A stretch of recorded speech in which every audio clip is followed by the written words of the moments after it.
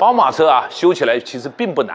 昨天下午这辆车子到我们这来，车主跟我说：“黄师傅，我的车子你听一下，在行驶过程中打方向都有一种我们乡下那个大宅门呐、开起来嘎嘎嘎嘎那种声音。”找了几家修理厂，有的师傅说要换下托架、2根下支臂、联动杆都要把它换掉。这个车子换起来4、5千块钱，非常非常可观。到了我们这里以后，我试车发现到声音来源于右边，慢速拐弯的时候尤为明显。怎么找哈？带上它过来。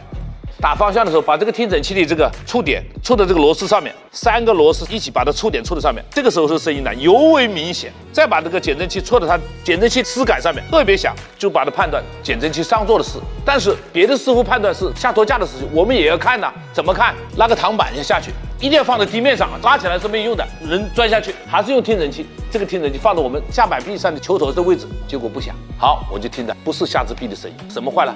看一下，这是2个换下来的减震器上座，看到没有？怎么了？一旦这个橡皮压得太低以后，这2个东西就跟弹簧底座啊碰到一起去了。这个轴承的座子在转动，这里都摩擦到了。这个是右边的，这是左边，左边相对来好点，但是它也就马上处于一种亚健康状态了。把这2个一更换，通过试车就解决问题了。我们2根下托架就躲过了一劫，又省到很多钱。跟大家提醒一下，因为这个时间很长，磨损了以后，它的内倾角跟外倾角发生了变化，一定要做4轮定位。听明白了吧？